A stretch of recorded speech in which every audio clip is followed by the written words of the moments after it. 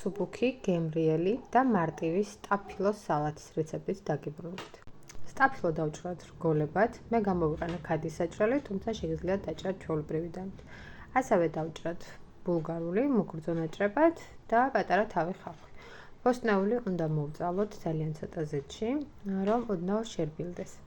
მაგრამ ზედმეტი არ მოგივიდეთ, რომ ხრამუნი არ დაკარგოს. დავუმატოთ ქინძი, ნიორი, ნიგოზი გემოვნებით, ნიგოზი ბევრი არც არ არის, სუნელები, მარილი, პილპილი გემოვნებით, ასევე ძმარი, მე გამოვიყენე ვაშლის ძმარი, თუმცა შეგიძლიათ გამოიყენოთ ჩვეულებრივი ღვინის ძმარი.